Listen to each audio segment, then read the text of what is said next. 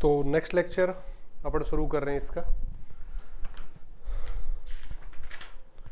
Second grade, first grade या college education. ठीक है, सभी के लिए काफ़ी इंपॉर्टेंट टॉपिक अपना चल रहा है लीनियर प्रोग्रामिंग प्रॉब्लम्स का। इसके अंदर जो नेक्स्ट टॉपिक अपन ले रहे हैं वो है basic solutions and its properties. ठीक है, basic solutions and its properties.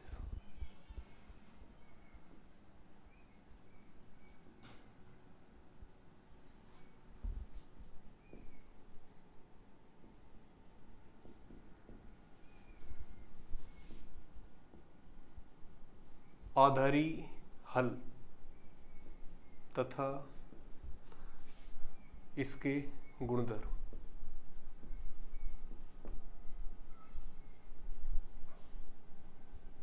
ठीक है, तो बेसिक सॉल्यूशन और इसकी प्रॉपर्टीज। तो सबसे पहला जो काम है वो तो ये है कि अपन बेसिक सॉल्यूशन किसको कहेंगे। ठीक है, बेसिक सॉल्यूशंस को किस तरह डिफाइन करेंगे। उसके बाद जो सेकंड अपन इसमें देखेंगे कि बेसिक सॉल्यूशंस कितने हो सकते हैं या बेसिक सॉल्यूशंस के कितने टाइप हो सकते हैं, वो सारी चीज़ें अपन देखेंगे। फिर एक क्वेश्चन लेंगे, एक ही क्वेश्चन से अपन सारी चीज़ों को फिर समझने की कोशिश करेंगे कि बेसिक सॉल्यूशंस की अलग अलग जो कैटेगरी है बनती है, ठीक है, वो किस तरह से आप बना सकते हो। तो इसमें सबसे पहले है बेसिक सॉल्यूशन की डेफिनेशन। तो बेसिक सॉल्यूशन क्या होगा। बेसिक सॉल्यूशन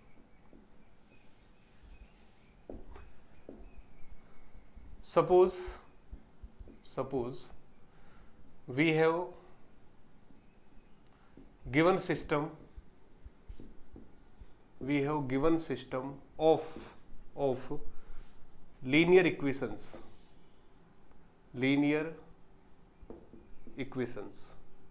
ठीक है। सपोज अपने पास एक सिस्टम ऑफ इक्वेशंस है, मैं इस तरह से इसको लिख देता हूं a11 x1 plus a12 x2 plus and so on a1n xn equal to suppose b1। दूसरा equation a21 x1 plus a22 x2 plus and so on a2n xn equal to suppose b2। और इसी तरह से suppose mth equation है am1 x1 plus am2 x2 plus and so on amn xn और equal to suppose क्या है bm equal to bm। तो ये सपोज सिस्टम ऑफ इक्वेशन आपके पास है। इस सिस्टम ऑफ इक्वेशन का आपको सॉल्यूशन फाइंड करना है। ठीक है, तो सॉल्यूशन अब यहाँ पर किस तरह से, क्योंकि अभी तक जो अपन ने पढ़ा है वो यही है कि जितने वेरिएबल आपको दे रखे हैं, जितने नंबर ऑफ वेरिएबल है उतने ही आपके पास इक्वेशंस होने चाहिए, तो फिर आप आसानी से उसका सॉल्यूशन निकाल सकते हो। लेकिन अगर number of variable number of equation से क्या हो, ज़्यादा हो, यानी कि इक्वेशन तो आपके पास कम है लेकिन वेरिएबल्स की संख्या ज़्यादा है, तो फिर उन सारे वेरिएबल्स की वैल्यू फाइंड करना क्या पॉसिबल है। और अब पॉसिबल है तो आप उसको किस तरह से फाइंड कर सकते हैं। तो यहीं से एक कॉन्सेप्ट जो निकल कर आता है वो है बेसिक सॉल्यूशन का, आधारी हल का। तो यहां पर मैंने क्या लिया है, देखो वेरिएबल्स तो कौन कौन से लिए मैंने यहां पर, वेरिएबल्स क्या लिए हैं, x1 x2 up to xn। ठीक है, यानी आप ये लिख सकते हो number of variables equal to किसके, n के। n वेरिएबल लिए मैंने x1 x2 up to xn। तो n तो यहां पर मेरे पास क्या है, वेरिएबल। नंबर ऑफ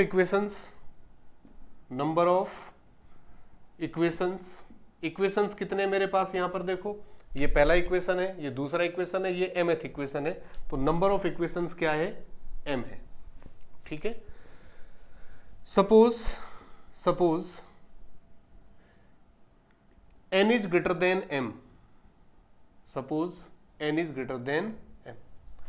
ये मैंने मान लिया कि यहां पर n क्या है, m से बड़ा है, यानी कि number of variable number of equation से ज्यादा है। तो वेरिएबल तो ज्यादा है, इक्वेशंस कम है, तो आप सॉल्यूशन किस तरह से लिखेंगे। अगर वेरिएबल्स कम होते और इक्वेशन ज्यादा है तब तो आप सोल्व करके आसानी से वेरिएबल्स की वैल्यू निकाल सकते हो, लेकिन यहां पर क्या हो रहा है, इक्वेशन तो आपकी कम है लेकिन नंबर ऑफ जो वेरिएबल्स हैं वो क्या है, ज्यादा, यानी n ग्रेटर देन क्या है, m है। इस केस में आप क्या करोगे, देखो यहां पर जो सिस्टम आपके पास है, गिवन सिस्टम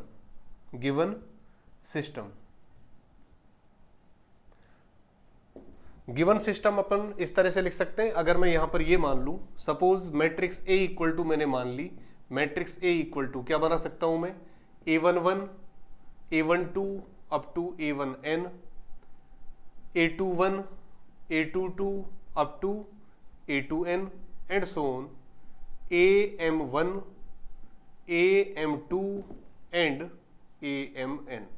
सपोज ये मेरे पास m क्रॉस n की एक मैट्रिक्स है, m क्रॉस n की मैट्रिक्स, ठीक है। यहां पर जो कोफिशिएंट आ रहे हैं मेरे पास, गुणांक जो आ रहे हैं, उनकी मैंने एक मैट्रिक्स बना दी जिसको नाम क्या दे दिया, A।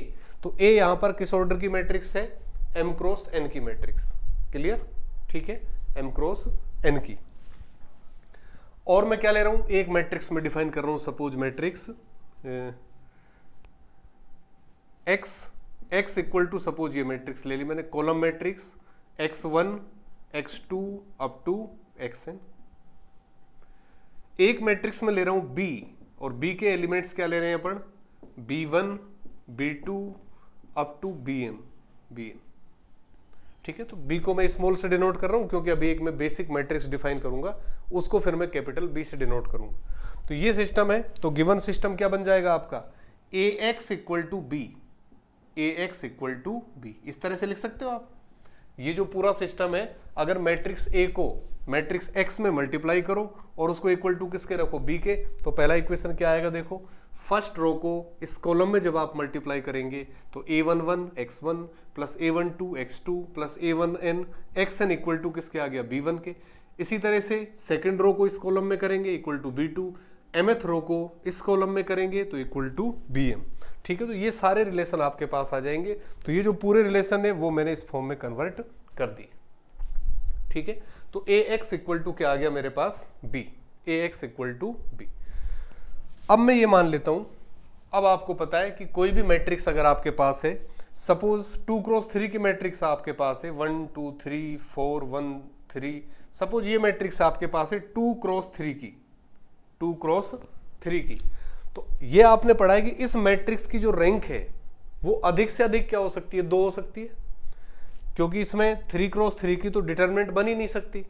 और डिटरमिनेंट के जो भी माइनर्स बनते हैं उसको फिर अपन चेक करते हैं कि डिटरमिनेंट अगर नॉन जीरो आ रही है, सपोज 3 क्रॉस 3 की मैट्रिक्स है, तो उसकी रैंक अपन क्या बोल देते हैं, 3 बोल देते हैं। नहीं आ रही तो फिर 2 2 के चेक करते हैं, 2 2 के सारे जीरो आ गए तो रैंक के लिए फिर 1 1 वाले चेक करोगे, और 2 2 वाला एक भी नॉन जीरो आ गया डिटरमिनेंट, उस केस में उसकी रैंक क्या हो जाती है, 2 हो जाती है। तो मैट्रिक्स की रैंक इस तरह देखते हो। तो अगर 2 क्रॉस 3 की मैट्रिक्स है तो उस केस में इसकी जो रैंक है वो अधिकतम कितनी हो सकती है, 2 हो सकती है। 3 तो होने से रही, क्योंकि 3 क्रॉस 3 का तो कोई माइनर बन ही नहीं रहा। तो अधिक से अधिक इसकी रैंक क्या हो सकती है, 2 हो सकती है, यानी कि 2 और 3 में से जो छोटा है 2, तो अधिक से अधिक इसकी रैंक क्या हो सकती है, 2 हो सकती है। तो यहां पर आप देखो मैट्रिक्स ए जब यहां पर बन रही है आपकी, मैट्रिक्स ए ये आपकी बन रही है यहां पर, और इसका ऑर्डर क्या है, m क्रॉस n, और ये आपको पता है कि m क्या है यहां पर, लेस देन n। ये मैंने लिया, देखो n की वैल्यू m से बड़ी है, यानी m n से छोटा है। m अगर n से छोटा है तो मैट्रिक्स a है जो यहां पर आपकी, इसकी जो रैंक होगी, इसकी रैंक होगी वो अधिक से अधिक क्या हो सकती है, m हो सकती है। अधिक से अधिक क्या होगी, m होगी। उस केस में अपने को ढूंढना पड़ेगा कि m क्रॉस m ऑर्डर का कोई ना कोई नॉन जीरो डिटरमिनेंट वाला माइनर एग्जिस्ट कर रहा है, ठीक है। तो अधिक से अधिक रैंक इसकी क्या हो सकती है, m हो सकती है। तो मैं यहां पर क्या कर रहा हूं, एक मैट्रिक्स बना रहा हूं B। मैट्रिक्स क्या बना दी मैंने, B। सपोज B मैट्रिक्स है, B मैट्रिक्स, और जिसका ऑर्डर क्या है, m क्रॉस m है, ठीक है। और इस तरह से मैंने बनाई कि जो रैंक है इस मैट्रिक्स की, rank of matrix B suppose किसके बराबर है, m के बराबर, ठीक है। तो m क्रॉस m अधिकतम रैंक हो सकती है मैट्रिक्स A की। इसका मतलब m क्रॉस m के जितने भी माइनर बनेंगे उन सब का डिटरमिनेंट देखोगे आप, अगर कोई भी नॉन जीरो आ गया तो इसकी रैंक क्या हो जाएगी, m हो जाएगी। और जिसके लिए नॉन जीरो आ रहा है उस मैट्रिक्स को मैंने क्या मान लिया, B। तो रैंक ऑफ मैट्रिक्स B मैंने क्या ले लिया, m ले लिया, ठीक है। अब रैंक ऑफ मैट्रिक्स B अगर m है मेरे पास, उस केस में मैं क्या कर सकता हूं, देखो यहां पर, और b से रिलेटेड जो वेरिएबल्स होंगे वो कितने होंगे, m होंगे। ठीक है, अब आप देखो भाई, रैंक ऑफ मैट्रिक्स b क्या ले रहा हूं मैं, m ले रहा हूं। तो अगर b मैट्रिक्स की रैंक मेरे पास m है और साथ ही मैट्रिक्स b का ऑर्डर क्या है, m क्रॉस m, तो मैट्रिक्स b से एसोसिएट जो वेक्टर्स लूंगा, वो जो वेरिएबल्स लूंगा मैं, उनको मैं किससे लिखूंगा, xb से। तो xb में किस टाइप के ले सकता हूं, x1 x2 और कहां तक, xm तक। कहां तक ले लिए मैंने, xm तक, क्योंकि मैट्रिक्स b का जो ऑर्डर मैं ले रहा हूं वो m क्रॉस m है। तो जितना उसका ऑर्डर है उसके करस्पॉन्डिंग उतने ही मैंने क्या ले लिए, वेरिएबल्स ले लिए, x1 x2 से लेकर कहां तक, xm तक। तो ये जो वेरिएबल्स होंगे, इन वेरिएबल्स को मैं क्या कहूंगा, बेसिक वेरिएबल्स। क्या कहूंगा, बेसिक वेरिएबल्स। बचे कितने वेरिएबल्स, रिमेनिंग वेरिएबल क्या है, रिमेनिंग वेरिएबल्स क्या है, वेरिएबल्स, टोटल वेरिएबल कितने थे अपने पास, n। टोटल कितने हैं, n है। उनमें से m तो मैंने xb में ले लिए, यानी कि बेसिक वेरिएबल। इसमें तो क्या कहलाएंगे ये, बेसिक वेरिएबल, बेसिक वेरिएबल्स, यानी कि आधारी चर। क्या बोलेंगे इनको, आधारी चर। और इनके अलावा जो बच जाएंगे कितने वेरिएबल्स, रिमेनिंग कितने, टोटल कितने थे n, उसमें से m यहां ले चुके, यानी n माइनस m बच गए। n माइनस m जो वेरिएबल्स बचेंगे ये कहलाएंगे non basic variables, non basic variables. ठीक है, यानी अनआधारी चर। ठीक है, ये तो ध्यान रहे आपको, क्या किया मैंने, मैट्रिक्स A का ऑर्डर m क्रॉस n है, और ये आपको पता है कि m n से छोटा है। इसका मतलब इस मैट्रिक्स की रैंक, इस मैट्रिक्स की रैंक अधिक से अधिक क्या हो सकती है, m हो सकती है, या तो m होगी या फिर m से कम होगी। मैंने मान लिया कि इसकी रैंक क्या है, m है। m अगर इसकी रैंक है तो एक मैट्रिक्स, आप कोई ना कोई ऐसी मैट्रिक्स मिलेगी आपको, ठीक है, जिसका डिटरमिनेंट क्या है, नॉन जीरो, और उसका ऑर्डर क्या है, m क्रॉस m। क्योंकि m क्रॉस m की मैट्रिक्स जितनी भी बनाओगे, अगर सबका डिटरमिनेंट जीरो हो गया तब तो रैंक m होगी ही नहीं। रैंक m होने का मतलब है कम से कम एक मैट्रिक्स आपको ऐसी मिलेगी जिसके लिए डिटरमिनेंट क्या बनेगा, जीरो, और उसका ऑर्डर क्या होगा, m क्रॉस m। उस मैट्रिक्स को मैंने b मान लिया, तो अगर इसका डिटरमिनेंट नॉन जीरो है तो इसकी रैंक m हो गई। m अगर इसकी रैंक है तो अब इस मैट्रिक्स को मैं कहूंगा बेसिक मैट्रिक्स। क्या कहूंगा, बेसिक मैट्रिक्स। और m अगर रैंक है तो इसके करस्पॉन्डिंग मैंने वेरिएबल्स ले लिए। m रैंक वाली मैट्रिक्स के लिए कितने वेरिएबल लिए मैंने, m, x1 x2 up to xm। तो बच कितने गए मेरे पास, n माइनस m, क्योंकि टोटल वेरिएबल कितने थे, n थे, n माइनस m वेरिएबल बच गए। तो जो b मैट्रिक्स के साथ वेरिएबल ले रहा हूं ये तो क्या कहलाएंगे, बेसिक वेरिएबल, और मैट्रिक्स b को क्या कहेंगे, बेसिक मैट्रिक्स। यहां पर जो मैट्रिक्स b है ये क्या कहलाएगी, बेसिक मैट्रिक्स, बेसिक मैट्रिक्स। ठीक है, और इनके अलावा जो वेरिएबल बचे, कितने बच गए, n माइनस m, क्योंकि टोटल n थे, m यहां ले लिए, तो n माइनस m वेरिएबल्स जो बचे ये क्या कहलाएंगे, नॉन बेसिक वेरिएबल्स कहलाएंगे। ठीक है, तो यहां से आपको पता चल गया कि बेसिक वेरिएबल क्या है और नॉन बेसिक वेरिएबल क्या है। बेसिक वेरिएबल जो बेसिक मैट्रिक्स के साथ काम में आ रहे हैं, और उसके अलावा जो भी बच जाएंगे वो सारे क्या कहलाएंगे, नॉन बेसिक वेरिएबल्स। अब आप देखो इस मैट्रिक्स के लिए मैं क्या लिख सकता हूं, दिस इंप्लाइज, ये सिस्टम में लिख रहा हूं, इसी सिस्टम को उस मैट्रिक्स के लिए, तो ए की जगह तो क्या लिख दिया मैंने, मैट्रिक्स बी। बी के लिए, ए के लिए वेरिएबल्स का जो मैट्रिक्स बना रहा हूं मैं वो एक्स थी, लेकिन बी के लिए जो वेरिएबल्स की मैट्रिक्स बना रहा हूं वो क्या है, एक्स बी। तो B into X B equal to किसके हो गया, बी के। ठीक है, तो मैट्रिक्स बी इस कंडीशन को क्या करेगी, सेटिस्फाई, क्योंकि बी इसी मैट्रिक्स में से आपने बनाया है। और बी के लिए वेरिएबल्स क्या लिए मैंने, बेसिक वेरिएबल्स, यानी कि यहां से क्या आ जाएगा मेरे पास, एक्स बी की वैल्यू मैं निकाल सकता हूं, X B equal to B inverse से दोनों तरफ में मल्टीप्लाई कर रहा हूं, तो बी इंटू बी इनवर्स तो आइडेंटिटी हो जाएगा, तो हट गया इधर से, तो इधर आ गया B inverse into B, B inverse into B. तो इस फॉर्मूले से जो भी वैल्यू आएंगी, ठीक है, वो वैल्यूज किसकी आएंगी, बेसिक वेरिएबल्स की वैल्यू आएंगी। ठीक है,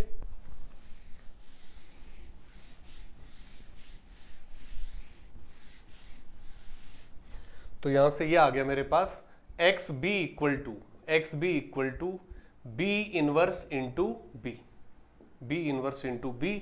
ठीक है, is called basic solution, basic solution. ठीक है, तो यहां पर एक्स बी की जो वैल्यू आएंगी, एक्स बी का मतलब किस किस की वैल्यू, x1 की, x2 की, और कहां तक, xm तक, कहां तक है, xm तक। तो ये जो वैल्यूज आएंगी, ये सारी वैल्यूज क्या आएंगी, बेसिक वेरिएबल्स की वैल्यू कहलाती है, या इनको अपन क्या बोलते हैं, बेसिक सॉल्यूशन कहते हैं। इनके अलावा रिमेनिंग जो है कितने, n minus m variables, n minus m variables, इनकी वैल्यू अपन क्या असाइन करते हैं, 0। ठीक है, वो वेरिएबल जो बेसिक मैट्रिक्स के साथ एसोसिएट नहीं है, जो बेसिक मैट्रिक्स के साथ एसोसिएट नहीं है, यानी कि जो एक्स बी में नहीं है, उन सबको अपन क्या दे देते हैं, वैल्यू 0 दे देते हैं। इस तरह से जो सॉल्यूशन आता है वो अपना क्या कहलाता है, बेसिक सॉल्यूशन। ठीक है, यानी कि जो रैंक क्या थी, m, तो m क्रॉस m की मैट्रिक्स b बना दी। m क्रॉस m की मैट्रिक्स है तो m वेरिएबल जो उसके करस्पॉन्डिंग होंगे वो तो क्या बन गए, बेसिक वेरिएबल। इसके अलावा जितने भी वेरिएबल है उन सबको क्या रख दोगे आप, 0 रख दोगे। इस तरह से जो सॉल्यूशन आता है वो सॉल्यूशन क्या कहलाता है, बेसिक सॉल्यूशन कहलाता है। तो ध्यान रहे, n माइनस m जो वेरिएबल है ये कौन से वेरिएबल है, नॉन बेसिक। ठीक है, और ऊपर जो वेरिएबल आ रहे हैं वो कैसे हैं, बेसिक। नॉन बेसिक वेरिएबल हमेशा 0 होगा। ठीक है, तो इंपॉर्टेंट चीज है, नॉन बेसिक वेरिएबल हमेशा क्या होगा, 0। तो नोट डालकर आप लिख लो, note, non basic variables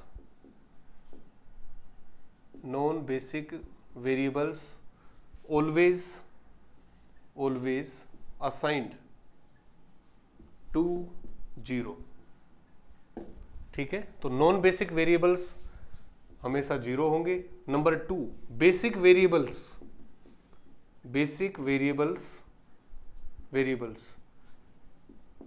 may और may not be 0। Basic variables may और मे नॉट बी 0। तो नॉन बेसिक वेरिएबल्स तो हमेशा 0 होंगे। बेसिक वेरिएबल्स आपके 0 वेरिएबल्स हो भी सकते हैं, और बेसिक वेरिएबल आपके जो बनेंगे वो नॉन जीरो भी हो सकते हैं। वो दोनों ही कंडीशन होगी। उस केस में आपके जो सॉल्यूशंस हैं वो डिफरेंट फॉर्म में लिखे जाएंगे। ठीक है, तो ये तो बेसिक वेरिएबल्स की या बेसिक सॉल्यूशन की क्या होगी, डेफिनेशन।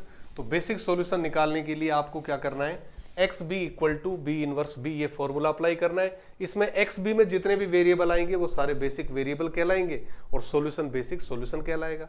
एक्स बी में जो नहीं आ रहे वो सारे नॉन बेसिक वेरिएबल कहलाएंगे और उन सबको क्या वैल्यू देनी है, आपको 0 वैल्यू देनी है। ठीक है, तो ये चीज ध्यान रहे आपको, नॉन बेसिक वेरिएबल हमेशा क्या होंगे, 0। बेसिक वेरिएबल कैलकुलेट करोगे आप, उसकी वैल्यू 0 भी आ सकती है, उसकी वैल्यू नॉन जीरो भी हो सकती है। ठीक है, ये है, किसी भी तरह का बेसिक वेरिएबल की वैल्यू कुछ भी हो सकती है। ठीक है, 0 या नॉन जीरो। अब इसमें 2 तरह के सॉल्यूशन अपन डिफाइन करेंगे, 2 तरह के सॉल्यूशन। एक तो आप लिखिए इसमें, ठीक है। अब एक चीज और मैं यहां पर लिख देता हूं इधर, नंबर ऑफ बेसिक सॉल्यूशंस। ठीक है, एट मोस्ट का मतलब है मैक्सिमम, ज्यादा से ज्यादा। At most number of basic solutions, basic solutions equal to, ज्यादा से ज्यादा कितने बेसिक सॉल्यूशन होंगे। अपने पास कौन सा सिस्टम है, ए एक्स इक्वल टू बी, ये ए मैट्रिक्स किस ऑर्डर की है, m क्रॉस n की। ठीक है, तो n में से कौन सी मैट्रिक्स लिया आपने, जिसकी रैंक m है। अब इस तरह की बहुत सारी मैट्रिक्स हो सकती है, जरूरी थोड़ी कि एक ही मैट्रिक्स बनेगी, बहुत सारी बन सकती है। ठीक है, यानी कि n में से m वेरिएबल्स को लेकर या n में से m कॉलम्स को लेकर अपन अलग अलग बहुत सारी मैट्रिसेस बना सकते हैं। यानी कि टोटल n में से कितने कॉलम चूज करने हैं आपको, m कॉलम्स। यानी कि टोटल नंबर या एट मोस्ट ज्यादा से ज्यादा जो नंबर होगा बेसिक सॉल्यूशंस का वो होगा NCM के इक्वल। क्या होगा, NCM। और इसको आप ये भी लिख सकते हो, factorial n upon factorial m into factorial n minus m।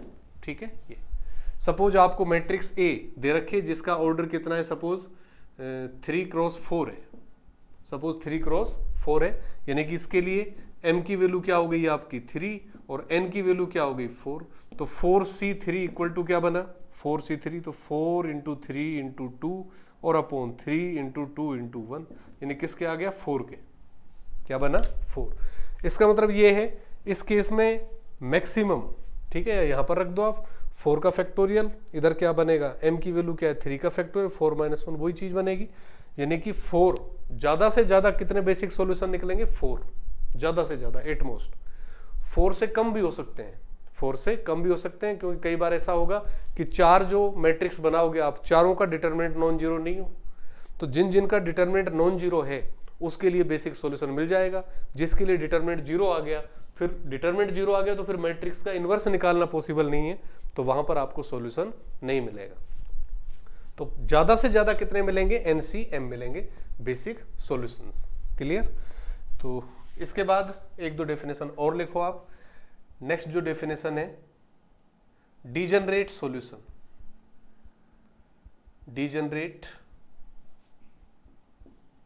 Basic solution,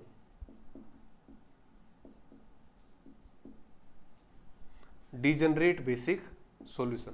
तो अभी ऊपर जो डिस्कशन अपना चल रहा है इसमें मैंने आपको बताया है कि अगर बेसिक दो तरह के वेरिएबल्स आ रहे हैं, बेसिक वेरिएबल तो वो जो XB में आ रहे हैं, और उसके अलावा जो कितने वेरिएबल बच गए n-m वेरिएबल्स, वो किस में जाएंगे नॉन बेसिक वेरिएबल में।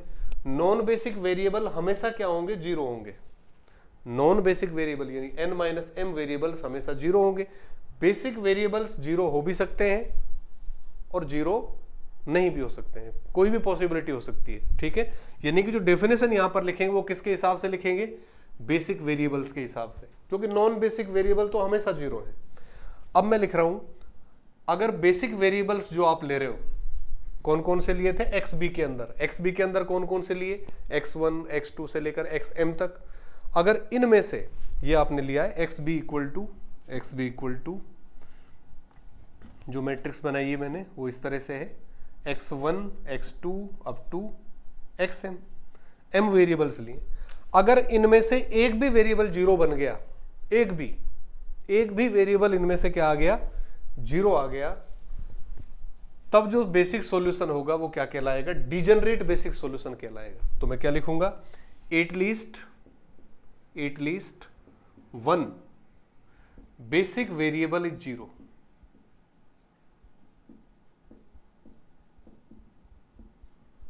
At least one basic variable is zero, ठीक है। देन इट इज कॉल्ड, इसको मैं शॉर्ट में लिख देता हूं डीजनरेट बेसिक सॉल्यूशन, ठीक है, डीजनरेट बेसिक सॉल्यूशन। यानी जो बेसिक, भाई नॉन बेसिक वेरिएबल तो सारे जीरो है हमेशा ही, तो उससे तो कुछ नहीं देखना आपको, अपना फोकस कहां पर है, बेसिक वेरिएबल्स पर। बेसिक वेरिएबल किस में आ रहे हैं, XB में। XB मैंने क्या लिया है, X1 X2 से लेकर कहां तक, XM तक। ये वेरिएबल्स कुछ भी हो सकते हैं। अगर एक भी सपोज X1 जीरो आ गया, बाकी सारे नॉन जीरो हैं, X1 जीरो है और बाकी सारे नॉन जीरो, तो इसको क्या कहेंगे, डीजनरेट बेसिक सॉल्यूशन। यानी एक भी वेरिएबल अगर आपका बेसिक वेरिएबल क्या बन गया, जीरो बन गया, तब सॉल्यूशन क्या कहलाएगा, degenerate. At least one basic variable is zero, then it is called degenerate basic solution. इसके बाद दूसरा है, ठीक है, इसको अपभ्रष्ट आधारी हल भी बोलते हैं हिंदी में, अपभ्रष्ट आधारी हल।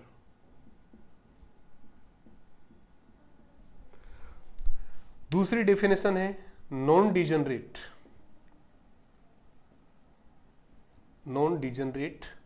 बेसिक सॉल्यूशन,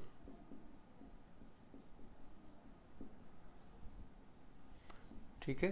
तो ये हो गया अपना अनअपभ्रष्ट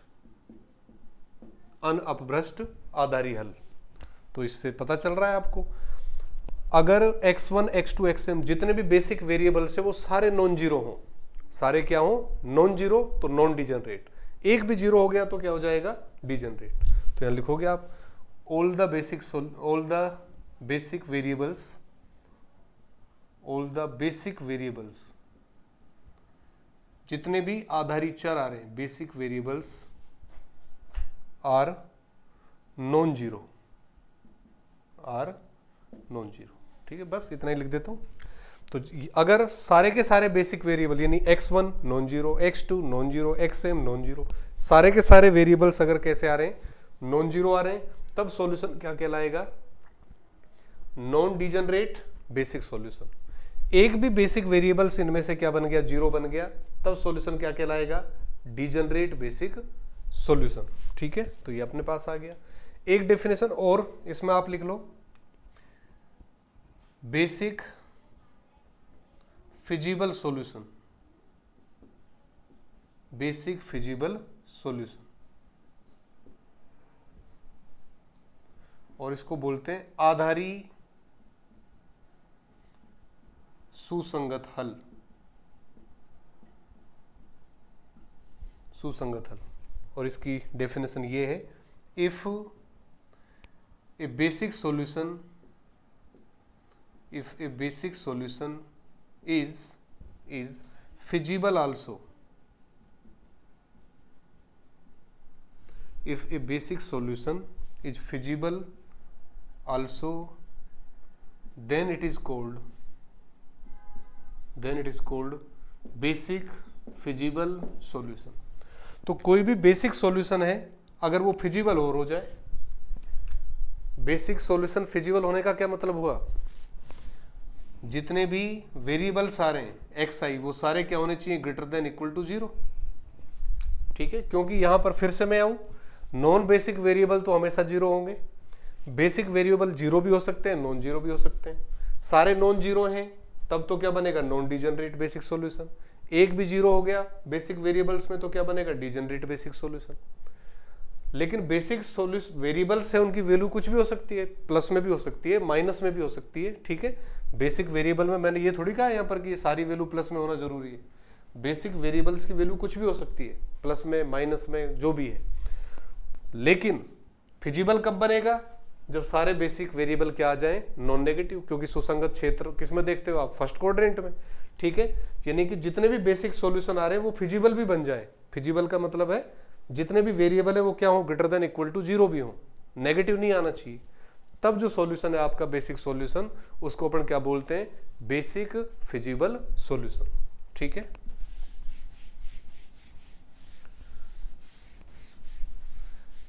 इसी तरह से आप ये भी डिफाइन कर सकते हो, डिजनरेट बेसिक फिजिबल सॉल्यूशन। ठीक है, बेसिक फिजिबल सॉल्यूशन तो मैंने अभी लिखा है, तो ये क्या कहलाएगा, डिजनरेट बेसिक फिजिबल सॉल्यूशन। किसको कहेंगे, यानी कि जितने भी एक्स आई आपके पास आ रहे हैं वो कैसे आ रहे हैं भाई, जो बेसिक वेरिएबल्स हैं, बेसिक वेरिएबल्स क्या होने चाहिए, greater than equal to zero होने चाहिए, तब तो क्या बन जाएगा, बेसिक फिजिबल सॉल्यूशन। और डिजनरेट कब होगा, at least one X I equal to zero, कम से कम एक बेसिक वेरिएबल क्या होना चाहिए, जीरो होना चाहिए। ठीक है, एटलीस्ट वन। ठीक है, क्या है ये, बेसिक वेरिएबल, कम से कम एक बेसिक वेरिएबल अगर जीरो बन गया तो सॉल्यूशन क्या कहलाता है, डिजनरेट। और बाकी greater than equal to zero आ रहे हैं तो फिजिबल, तब इस पूरे को क्या कहेंगे अपन, डिजनरेट बेसिक फिजिबल सॉल्यूशन। ठीक है, तो फिजिबल भाई बेसिक सॉल्यूशन तो कुछ भी हो सकता है।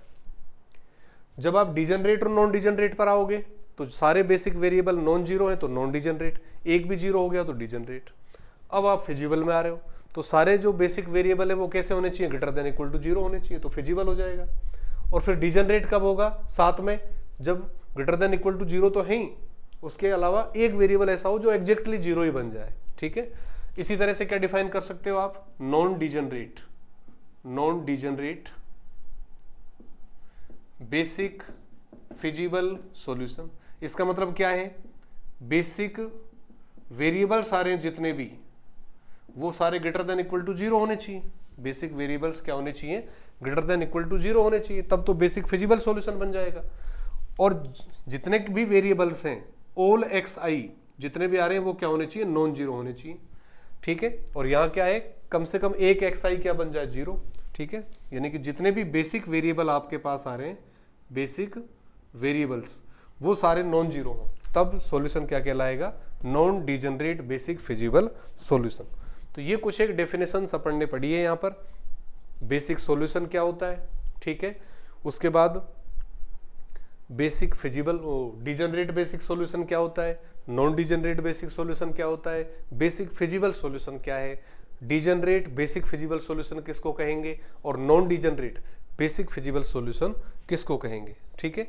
अब इन डेफिनेशंस को समझने के लिए अभी तक अपन ने केवल थ्योरेटिकली इनको आपको समझाया है। अब मैं एक एग्जाम्पल लेता हूं और उस एग्जाम्पल की सहायता से मैं आपको समझाऊंगा कि किस तरह से आप बेसिक सॉल्यूशंस फाइंड कर सकते हैं और उस बेसिक सॉल्यूशन को निकालने के बाद किस तरह से चेक कर सकते हैं कि कौन सा सॉल्यूशन किस कैटेगरी में जाएगा। क्वेश्चन इंपॉर्टेंट है, टॉपिक बेहद इंपॉर्टेंट है। बेसिक सॉल्यूशंस के क्वेश्चन ऑब्जेक्टिव में बहुत अच्छे क्वेश्चंस बनते हैं, आपसे पूछे जा सकते हैं, ठीक है। तो अब मैं एग्जांपल से इनको समझाऊंगा। एग्जांपल जब अपन करेंगे तो जो भी डेफिनेशंस यहाँ पर मैंने लिखी है एक एक करके आपकी डेफिनेशन क्लियर होंगी, क्योंकि कोई भी थ्योरेटिकल पार्ट है वो तब तक अच्छे से क्लियर नहीं होता जब तक कि उसका अपन क्या नहीं ले, एग्जाम्पल। इसीलिए मैथमेटिक्स में प्रैक्टिस बेहद जरूरी है। जितनी ज़्यादा प्रैक्टिस करोगे उतने ज़्यादा मैथमेटिक्स पर आपकी पकड़ बनेगी, उतने ज़्यादा अच्छे आप मार्क्स ला पाएंगे और कम से कम टाइम में क्वेश्चंस को सॉल्व कर पाएंगे। तो क्वेश्चन लिखो एक इसका।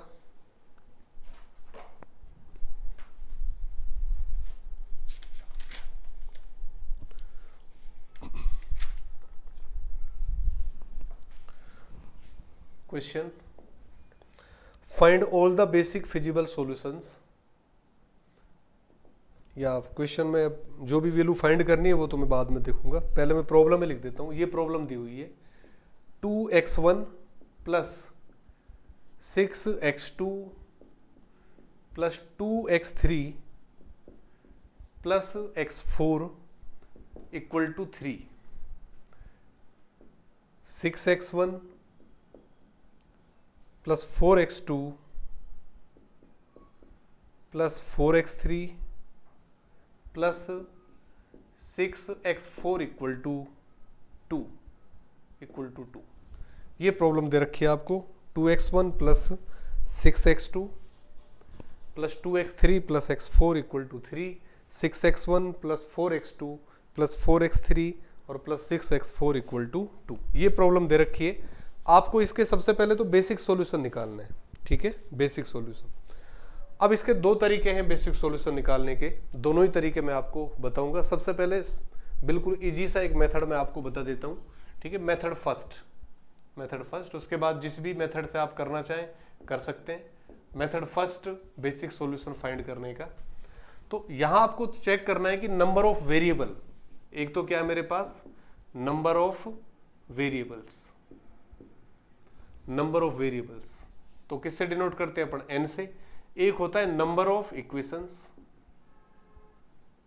नंबर ऑफ इक्वेशंस क्या लेते हैं अपन, m लेते हैं। तो नंबर ऑफ वेरिएबल कितने हैं यहाँ पर 4 है, x1 x2 x3 x4 4 variables आपके पास है। नंबर ऑफ इक्वेशंस की अगर मैं बात करूं तो कितने 2 है, यानी कि n की वैल्यू यहाँ पर 4 दे रखी है, 2 की वैल्यू क्या दे रखी है आपको, वो m की वैल्यू क्या दे रखी है 2 और n की वैल्यू क्या दे रखी है 4। तो नॉन बेसिक वेरिएबल कितने बनेंगे आपके, नॉन बेसिक वेरिएबल जिनको जीरो लेना है, नॉन बेसिक वेरिएबल्स बनेंगे n माइनस m, यानी कि किसके बराबर आ गया 2 के, यानी कि 2 वेरिएबल्स को तो क्या लिखना है आपको 0, यानी दो वेरिएबल्स को 0 लेकर आपको सॉल्यूशन निकालना है, ठीक है। अब कितने सॉल्यूशन यहां से निकल सकते हैं, ज्यादा से ज्यादा कितने बेसिक सॉल्यूशन मिलेंगे आपको, फॉर्मूला बताया था आपको NCM। तो यहां पर क्या हो गया 4C2, तो 4C2 करें तो 4 इंटू 3 और अपॉन 2 इंटू 1, यानी कि ये बना 2 2 जा 4 6। ज्यादा से ज्यादा कितने सॉल्यूशन मिलेंगे आपको 6 सॉल्यूशन। अब पहला केस में लेता हूं, केस फर्स्ट। अब क्या करना है आपको, दो वेरिएबल्स को 0 रखना है, ठीक है। तो जिन वेरिएबल को 0 रखोगे, जिनको भी आप 0 रखोगे वो कौन से वेरिएबल होंगे, नॉन बेसिक वेरिएबल, ठीक है। तो सबसे पहले मैं क्या कर रहा हूं, सपोज x3 और x4 को मैंने क्या रख दिया 0 रख दिया, तो ये वेरिएबल क्या हो गया नॉन बेसिक। और इनके अलावा जो बच गए वो अब क्या होंगे, बेसिक वेरिएबल, उनकी वैल्यू आपको फाइंड करनी है। तो x3 और x4 को अगर 0 रखें अपन, ठीक है भाई, क्या क्या पॉसिबिलिटी होगी आपकी, क्या क्या कर सकते हो आप, इस तरह से देखता हूं। चलो मैं भाई 6 सॉल्यूशन कौन कौन से मिलेंगे आपको दो दो वेरिएबल्स को जब आप 0 रखोगे। तो सबसे पहला तो आप ये कर सकते हो कि x1 के साथ x2 को ले लिया और 0 रख दिया, ठीक है, x1 के साथ x2 को लिया 0 रख दिया। और क्या कर सकते हो, x1 और x3 को 0 रख दिया। एक केस ये हो सकता है, दूसरा केस ये। तीसरा केस x1 के साथ x4 को 0 रख दिया। चौथा केस x2 के साथ x3 को 0 रख दिया। पांचवा केस x2 के साथ x4 को 0 रख दिया। और छठा केस x3 के साथ x4 को 0 रख दिया। ये 6 केसेस बनेंगे, ठीक है, क्योंकि ज्यादा से ज्यादा कितने सॉल्यूशन निकलेंगे यहाँ पर, बेसिक सॉल्यूशन 6 बेसिक सॉल्यूशन निकलेंगे। तो मैं इसी सीक्वेंस में इनको फाइंड कर सकता हूँ। और ये केस जब आप लोगे तो इस वाले केस में नॉन बेसिक वेरिएबल कौन से हो गए, x1 और x2, जिनको 0 लिख रहे हो, जिनको क्या साइन कर रहे हो 0, वो वेरिएबल क्या कहलाएंगे, नॉन बेसिक, ठीक है। और बेसिक वेरिएबल आप कैलकुलेट कर सकते हैं। तो केस फर्स्ट में ले रहा हूं, केस फर्स्ट में क्या लिया, x1 और x2 को क्या रख दिया मैंने 0।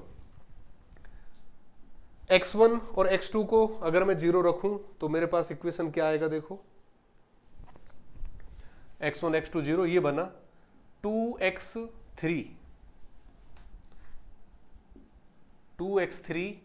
प्लस x4 इक्वल टू किसके आ गया, 3 के।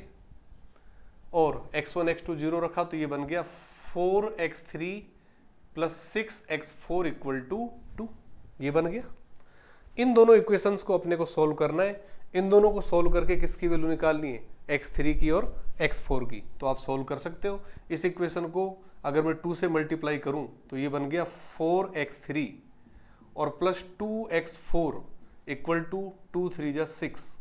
और इसको मैं एज इट इज लिख देता हूं। तो 4x3 और plus 6x4 equal to 2 subtract कर रहा हूं। तो सब्ट्रैक्ट जब आप करोगे तो ये तो कैंसिल, ये कैंसिल, क्या बचा यहां से, -4 x4 बचा और इक्वल टू किसके, 4 के। तो यहां तो x4 की वैल्यू क्या आ गई मेरे पास, -1। x4 -1 आ गया तो किसी भी एक इक्वेशन में रख दो इसको, जैसे इसमें रख दूं तो 2x3 x4 की वैल्यू -1 इक्वल टू 3, यानी कि 2x3 इक्वल टू किसके आ गया, 4 के। तो यहां से x3 इक्वल टू किसके आ गया, 2 के, x3 इक्वल टू 2। तो इस केस में जो सॉल्यूशन मिला आपको, सॉल्यूशन, ठीक है, जो बेसिक सॉल्यूशन आपको मिला, पूरा बेसिक सॉल्यूशन इस फॉर्म में लिखोगे आप बेसिक सॉल्यूशन को। ये फॉर्म बनेगी अपने पास बेसिक सॉल्यूशन की इस तरह से, x1, x2, x3, x4, तो इक्वल टू क्या बन गया, देखो x1 और x2 को तो शुरू में ही मैंने 0 रख दिया, 0 0। x3 क्या आ गया मेरे पास 2 और x4 क्या है -1। क्लियर। तो यहां पर जो नॉन बेसिक वेरिएबल है इस केस में, नॉन बेसिक वेरिएबल कौन कौन से बने आपके पास, x3 और x4, क्योंकि x1 और x2 को तो क्या ले लिया है अपन ने, 0 ले लिया है। तो ये तो sorry non basic variable. Basic variable कौन कौन से बने, x3 और x4 बेसिक, जो कि नॉन बेसिक जिनको आपने ऑलरेडी 0 असाइन कर दिया, लिखा हुआ है मैंने। नॉन बेसिक वेरिएबल वो होंगे जिनको क्या असाइन कर रहे हो आप, 0।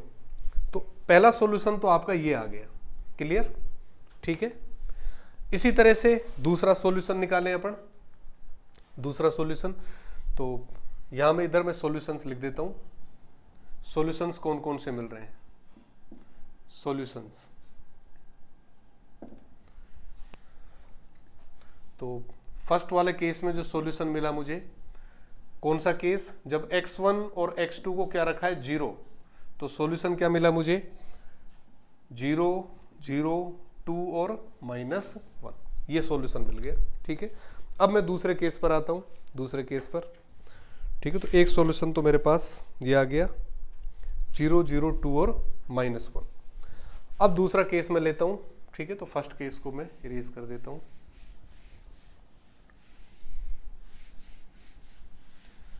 दूसरे केस में क्या लेना है आपको, x1 और x3 को 0 रखना है, x1 और x3 को 0, x1 इक्वल टू 0 और x3 इक्वल टू 0।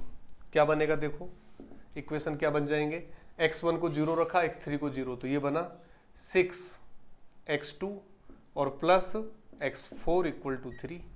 x1 को 0 रखा, x3 को 0, तो 4x2 और प्लस 6x4 इक्वल टू किसके आ गया 2 के, ये बन रहा है। इसको आप सिंप्लीफाई कर सकते हैं, इस वाले इक्वेशन में से 2 तो कॉमन आ रहा है, तो ये बनेगा आपका 2x2 और प्लस 2 3 जा तो 3x4, ठीक है, 3x4 इक्वल टू 1। तो कोफिशिएंट आप सेम कर लो, चाहे तो आप इस इक्वेशन को किससे मल्टीप्लाई कर लें 3 से, तो ये 3x4 हो जाएगा। तो 3 6 जा 18x2 plus 3x4 equal to 9, और ये इक्वेशन अपना क्या है 2x2 plus 3x4 equal to 1। Subtract करें तो ये माइनस माइनस क्या बना अपना, ये तो कैंसिल, 18 में से 2 सब्ट्रैक्ट करें अपन तो क्या आया 16x2 इक्वल टू किसके आ गया 8 के। तो यहां से x2 की वैल्यू आ गई मेरे पास 1/2, x2 क्या आ गया 1/2, ठीक है। x2 की वैल्यू किसी एक में रख दो, सपोज इस इक्वेशन में मैं रख रहा हूं, तो 2 इंटू x2 करेंगे तो 2 इंटू 1/2 तो 1 बन गया, और प्लस में 3x4 इक्वल टू 1, तो 1 से 1 कैंसिल, x4 इक्वल टू किसके आ गया 0 के, x4 इक्वल टू 0।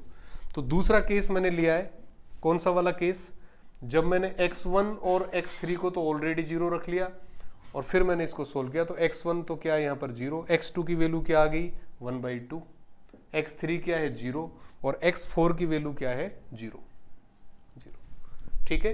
तो ये मेरे पास दूसरा केस बन गया। तीसरा केस इसी तरह से, तीसरा केस अब आप इसी तरह से इसको सॉल्व कर सकते हैं, ठीक है, इसी तरह से आपको आगे बढ़ना है। तो इसी तरह से जब आप इसको सॉल्व करेंगे तो क्या क्या वैल्यू आएंगी, मैं एक बार डायरेक्ट आपको लिख देता हूं, क्योंकि जो मेन चीज जो समझाना चाह रहा हूं, क्योंकि अब कैलकुलेशन इसी तरह से करनी है, बिल्कुल आसानी से आप कर सकते हो। तीसरा जो केस होगा अपना, तीसरा केस जब अपन क्या लेंगे x1 और x4 को 0, x1 equal to x4 equal to 0 रखेंगे, तो क्या आएगा मेरे पास, देखो x1 और x4 को 0 लेवल पर अपन ले रहे हैं, तो वैल्यू कौन कौन सी कैलकुलेट करोगे आप, x2 और x3। तो इस केस में जो सॉल्यूशन आया, x2 तो आ रहा है 1/2,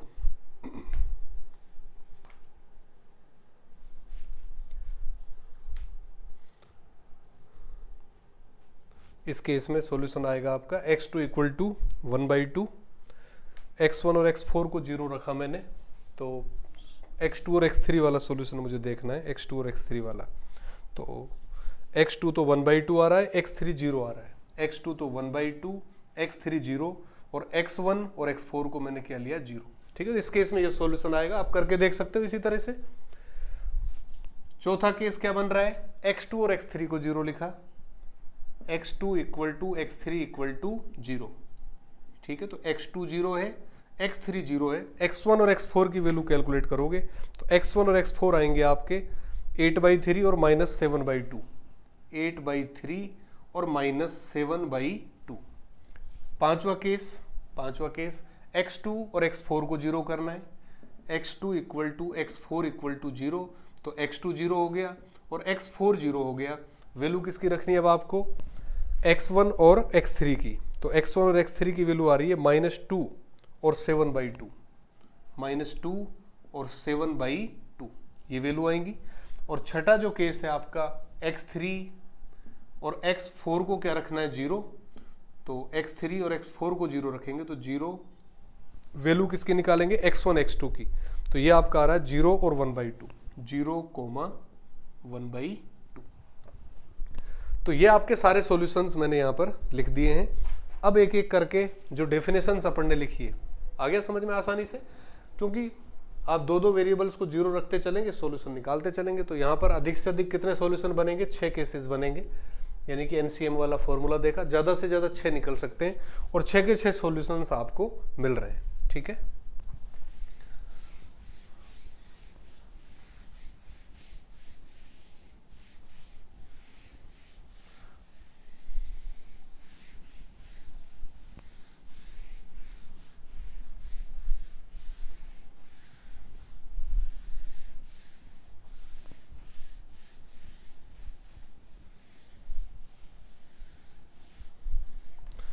अब अगर आपसे ये पूछ लिया जाए, देखो बेसिक सॉल्यूशन तो ये सारे हैं, ये सारे क्या है मेरे पास, बेसिक सॉल्यूशन, बेसिक सॉल्यूशंस,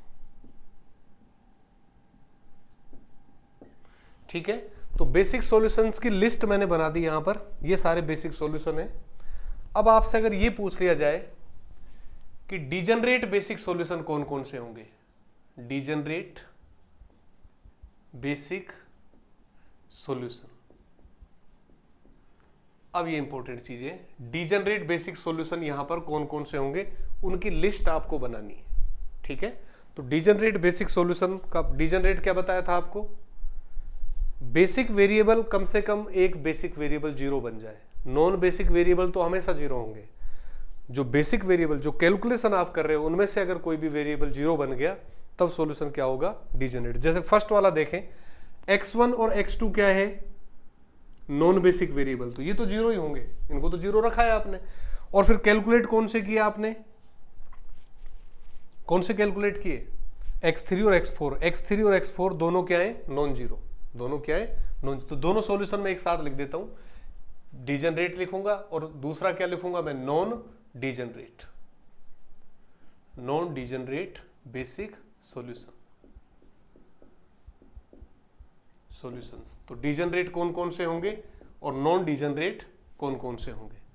तो पहला सॉल्यूशन देखिए आप, डिजनरेट है या नॉन डिजनरेट, पहले सॉल्यूशन में x1 x2 तो क्या है, नॉन बेसिक वेरिएबल, उनसे कोई मतलब नहीं है हमें। बेसिक वेरिएबल कौन कौन से हैं, x3 और x4 दोनों नॉन जीरो हैं, तो दोनों नॉन जीरो हैं तो सॉल्यूशन क्या कहलाएगा, नॉन डिजनरेट, ठीक है। तो ये सॉल्यूशन नॉन डिजनरेट में चला गया, कौन सा, पहला सॉल्यूशन 0 0 -2 और 1, ये किस में आ गया, नॉन डिजनरेट के अंदर, ठीक है। दूसरा सॉल्यूशन x1 और x3 तो आपने जीरो लेवल पर लिए, इसके अलावा बेसिक वेरिएबल कौन कौन से हो गए, अब इनके अलावा जो कैलकुलेट किए x2 और x4, लेकिन x4 भी आपका जीरो बन गया, तो एक भी बेसिक वेरिएबल अगर जीरो बन गया तो सॉल्यूशन क्या कहलाएगा फिर, डिजनरेट। तो 0 1/2 0 0 ये किस में आ गया, 0 1/2 0 0, ये डिजनरेट हो गया, ठीक है। अब ब्रश, फिर ये सॉल्यूशन फिर से आप देखो, x1 x4 तो जीरो रखा ही है आपने, किसको चेक करना है, x3 और x2 को, तो x2 तो नॉन जीरो लेकिन x3 जीरो हो गया, यानी बेसिक वेरिएबल जीरो होती है, सॉल्यूशन क्या कहलाएगा, डिजनरेट। तो ये वापस इसमें आ गया 0 1/2 0 0, सेम ही है सॉल्यूशन, आप एक बार लिख दो कोई दिक्कत नहीं है, ठीक है। तीसरा सॉल्यूशन देखो, x2 और x3 को तो जीरो रखा है और कैलकुलेट किसको किया है फिर, x1 और x4 को, दोनों नॉन जीरो आ रहे हैं तो नॉन डिजनरेट में जाएंगे। तो ये क्या बन गया यहाँ पर, 8/3 0 0 और -7/2। फिर नेक्स्ट में जाए अपन, x2 और x4 को तो जीरो रखा है, यानी कि नॉन बेसिक वेरिएबल है ये तो, और बेसिक वेरिएबल कौन से बच गए अब, x1 और x3, x1 और x3 दोनों नॉन जीरो आ रहे हैं तो नॉन डिजनरेट में चला गया। तो ये क्या बन जाएगा, -2 0 7/2 और 0, ठीक है। ये तो ये किस में चला गया अपना, नॉन डिजनरेट में। फिर नेक्स्ट में आए अपन, नेक्स्ट वाला वही 0 1/2, तो इसमें x3 और x4 तो नॉन बेसिक हैं, बेसिक कौन से हुए, x1 और x2, x1 जीरो बन गया तो ये किस में चला गया, डिजनरेट में, ठीक है। तो 0 1/2 और 0 0। तो इस तरह से आप क्लासिफाई कर सकते हैं कि डिजनरेट सॉल्यूशंस कौन कौन से होंगे इनमें से, और नॉन डिजनरेट बेसिक सॉल्यूशंस कौन कौन से होंगे इनमें से। तो ये लिस्ट बना दी मैंने, ठीक है। अब आप देखिए नेक्स्ट एक चीज और आपको लिखवाई थी मैंने, अगर आपसे ये पूछा जाए कि बेसिक फिजिबल सॉल्यूशन कौन कौन से हैं, बेसिक फिजिबल सॉल्यूशंस, इनकी लिस्ट बनाओ, बेसिक फिजिबल सॉल्यूशंस। क्या देखना है, केवल बेसिक सॉल्यूशन है, बेसिक तो ये सारे, इनमें से कौन से देखने हैं आपको, जो फिजिबल है। फिजिबल कौन से होंगे, सारे वेरिएबल क्या होने चाहिए, ग्रेटर देन इक्वल टू 0। पहला सॉल्यूशन देखो, x1 0, x2 0, x3 2, x4 क्या आ रहा है, -1, x4 इक्वल टू किसके आ रहा है, -1। क्या सारे variable greater than equal to 0 है, नहीं है, क्योंकि -1 ग्रेटर देन इक्वल टू 0 नहीं है, तो ये फिजिबल सॉल्यूशन नहीं बनेगा।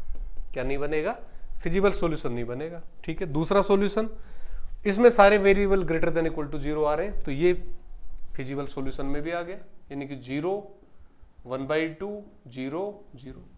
तीसरा ये भी आ गया अपना 0 1/2 0 0। चौथे में देखें एक माइनस का आ रहा है तो फिजिबल सुसंगत क्षेत्र में नहीं जाएगा, नेगेटिव। पांचवा देखें इसमें भी एक नेगेटिव आ रहा है, और एक छठा ये 0 1/2 0 0। इसको आप एक बार भी लिख दो तो कोई दिक्कत नहीं है, अलग अलग केसेज में कैलकुलेट किए इसलिए मैं इसको अलग अलग बार इसमें लिख रहा हूं। तो ये आपके बेसिक फिजिबल सॉल्यूशन बन गए, बेसिक फिजिबल सॉल्यूशन। अब आपसे ये पूछूं अगर मैं कि ये बताओ आप degenerate basic feasible solution, degenerate basic feasible solutions, ठीक है। यानी कि डिजनरेट वाले ये रहे अपने पास, और इनमें से कौन सा देखना है आपको, बेसिक देखना है। तो ये तो सारी वो डिजनरेट बेसिक तो है ही है, कौन सा देखना है आपको कि ये फिजिबल है या नहीं। तो ये तो सारे फिजिबल हैं, तो इसमें तो सारे आ गए भाई। डिजनरेट बेसिक सॉल्यूशन तो है ही, साथ में फिजिबल भी है।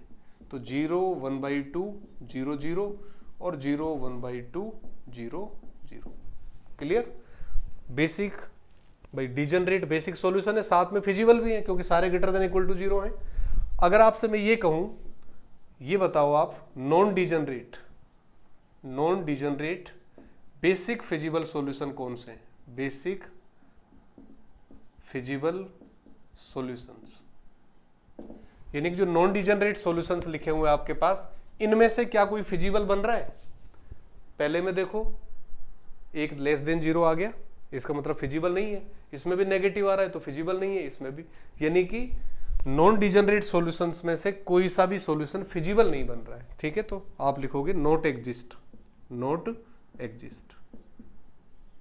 ठीक है। तो इस केस में कोई भी सॉल्यूशन एग्जिस्ट नहीं कर रहा। तो एक ही क्वेश्चन अपन ने लिया है और उसी एक क्वेश्चन से आपको कोशिश की है मैंने सारी चीजें समझाने की कि डिजनरेट बेसिक सॉल्यूशन आपको अगर फाइंड करना है तो आप किस तरह से फाइंड कर सकते हैं, नॉन डिजनरेट बेसिक सॉल्यूशन निकालना है वो आप किस तरह से निकाल सकते हैं, बेसिक फिजिबल सॉल्यूशन निकालना है, डिजनरेट बेसिक फिजिबल सॉल्यूशन निकालना है, non degenerate basic feasible solution निकालना है। तो ये सारी चीजें आप इस तरह से कैलकुलेट कर सकते हैं। ये तो मेथड फर्स्ट मैंने आपको समझाया। सेकंड मेथड और है इसका, वो भी आप देख लो, बेसिक सॉल्यूशन फाइंड करने का। बाकी अपने को एक ही मेथड अगर आप करते हो तो उसी से कर ले तो वही बेटर रहेगा, ठीक है।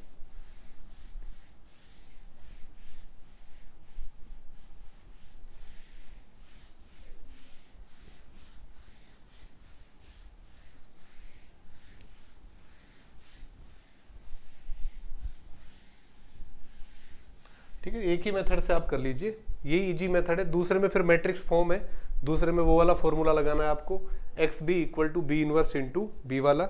और आप अगर देखना चाहें तो मैं एक बार बता देता हूँ, एक सॉल्यूशन निकाल कर उसी तरह से आप बाकी के सॉल्यूशन फाइंड कर सकते हैं। ये प्रॉब्लम थी मेरे पास, इसी क्वेश्चन को मैं ले लेता हूँ। 2x1 plus 6x2 plus 2x3 plus x4 equal to 3 और 6x1 plus 4x2 plus 4x3 plus 6x4 equal to 2। ये प्रॉब्लम अपने पास है, इसके बेसिक सॉल्यूशन निकालने, ठीक है। तो आप देख रहे हो यहाँ पर मैट्रिक्स ए क्या बनेगी आपकी, ए मैट्रिक्स कोएफिशिएंट मैट्रिक्स बनेगी। पहला कॉलम 2 6, दूसरा कॉलम 6 4, तीसरा कॉलम 2 4 और चौथा कॉलम क्या आ गया 1 6। ये आपकी मैट्रिक्स ए है। मैट्रिक्स बी क्या है यहाँ पर, मैट्रिक्स बी ये है 3 2 3 2, ठीक है। अब यहां से देखो आप मैट्रिक्स ए का ऑर्डर क्या है, 2 क्रॉस 4, 2 क्रॉस 2 तो इसमें रो है और 4 इसमें क्या है कॉलम है, 2 क्रॉस 4। इसका मतलब जो बेसिक मैट्रिक्स आप लोगे, बेसिक मैट्रिक्स जो भी, अगर बी मैट्रिक्स लोगे तो बी का ऑर्डर क्या लेना पड़ेगा आपको, 2 क्रॉस 2, क्योंकि अगर 2 क्रॉस 4 की मैट्रिक्स है तो इसकी रैंक ज्यादा से ज्यादा कितनी हो सकती है, 2 हो सकती है। इसका मतलब 2, जैसे वहां पर रैंक ज्यादा से ज्यादा m थी तो m क्रॉस m की मैट्रिक्स बेसिक मैट्रिक्स बनाई अपन ने। यहां ज्यादा से ज्यादा रैंक कितनी होगी 2, तो 2 क्रॉस 2 की क्या बनाएंगे अपन, बेसिक मैट्रिक्स, और उनके करस्पॉन्डिंग जो वेरिएबल से अपन उसका क्या निकालेंगे, सॉल्यूशन निकालेंगे। तो बेसिक मैट्रिक्स कौन कौन सी बनेगी यहां पर देखो, अब इसको मैं, पहला कॉलम है, इसको अगर मैं अल्फा 1 मान लूं, दूसरे कॉलम को अल्फा 2, तीसरे को अल्फा 3, चौथे को अल्फा 4, तो 2 क्रॉस 2 की कितनी मैट्रिक्स बन सकती है वो सारी पॉसिबिलिटी देख रहा हूं मैं। B1 क्या बन सकती है आपके पास, B1 देखो अल्फा 1 और अल्फा 2 कॉलम ले लिए मैंने, तो क्या बन गई 2 6 और 6 4, ये तो B1 मैट्रिक्स बन गई। B2 मैट्रिक्स क्या बना सकता हूं मैं, अल्फा 1 के साथ अल्फा 3 ले रहा हूं, तो अल्फा 1 तो क्या है 2 6, अल्फा 3 क्या है 2 4। B3 जो मैट्रिक्स है वो मैं क्या बना सकता हूं, अल्फा 1 अल्फा 4, तो अल्फा 1 तो क्या है 2 6 और अल्फा 4 क्या है 1 6, ये बना दिया।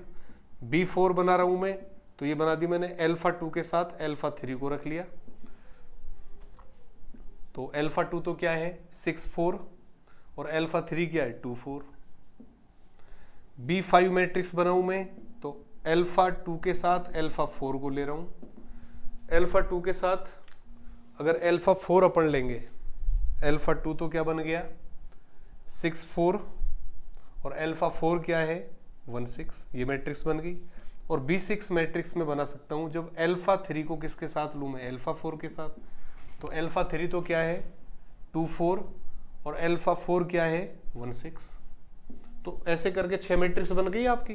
क्योंकि पता है आपको कितने सॉल्यूशन होंगे ज्यादा से ज्यादा 4C2, यानी कि ज्यादा से ज्यादा कितने होंगे 6 सॉल्यूशन, तो 6 मैंने बेसिक मैट्रिक्स बना दी। अब इस मैट्रिक्स के लिए जो बेसिक वेरिएबल होंगे वो कौन कौन से हैं, x1 x2 जो इसमें दिखाई दे रहे हैं, जो दिखाई नहीं दे रहे हैं वो नॉन बेसिक है, वो ऑलरेडी 0 हो चुके इस केस में। यहां जब आप कर रहे हो तो नॉन बेसिक वेरिएबल अपने आप किस पर चले गए 0 लेवल पर, जो भी फाइंड करोगे यहां पर वो क्या कहलाएंगे आपके बेसिक। तो इस केस में जो बेसिक वेरिएबल बनेगा आपका XB1 वाला जो बनेगा, कौन कौन से लोगे, अल्फा 1 अल्फा 2 है तो बेसिक वेरिएबल बने x1 और x2। इस केस में बेसिक वेरिएबल B2 मैट्रिक्स के लिए क्या बनेंगे, कौन कौन से लिए हैं, अल्फा 1 अल्फा 3, तो बेसिक वेरिएबल बनेंगे x1 और x3।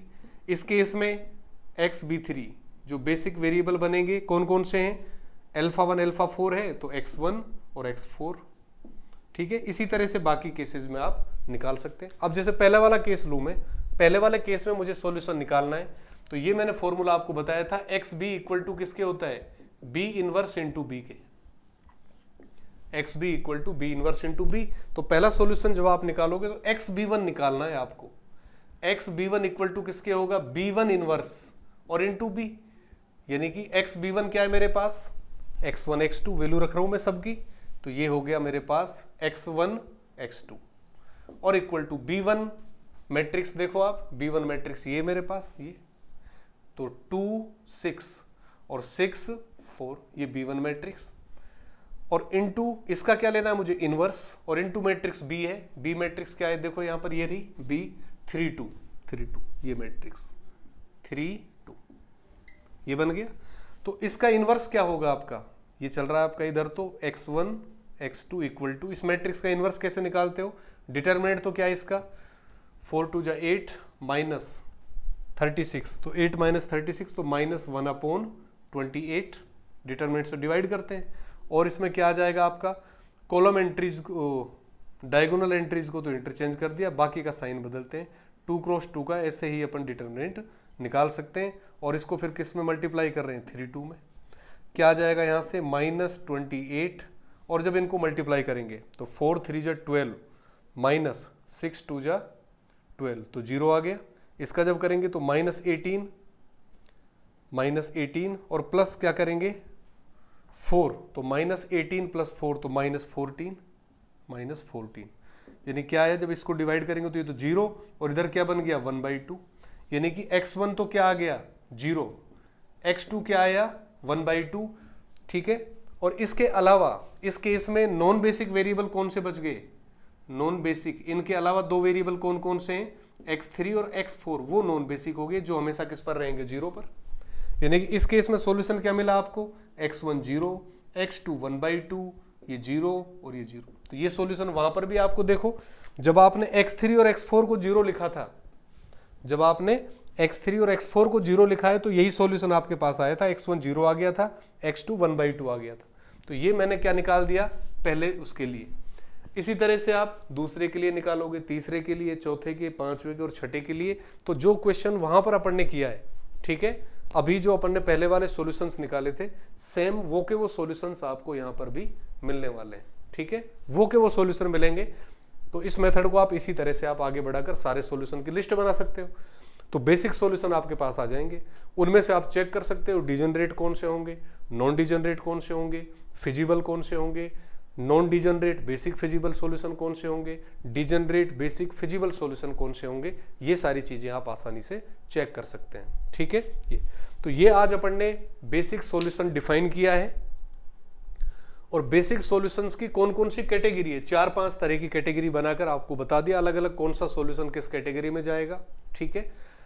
तो बेसिक सॉल्यूशन अगर आपसे पूछा जाता है डायरेक्ट कि कोई भी क्वेश्चन दे दिया जाए कि इसका बेसिक सॉल्यूशन क्या होगा, तो आप कैलकुलेट करके बता सकते हैं। अब बेसिक सॉल्यूशंस की कुछ प्रॉपर्टीज हैं, इंपॉर्टेंट प्रॉपर्टीज, तो जो अपनी नेक्स्ट अपना लेक्चर है उसमें अपन अभी तक तो अपन ने क्या है, बेसिक सॉल्यूशन की डेफिनेशन की है और उसका एक एग्जांपल आपको समझाया है। अब बेसिक सॉल्यूशंस की क्या क्या प्रॉपर्टीज हैं वो अपन करेंगे अपने नेक्स्ट लेक्चर में, ठीक है।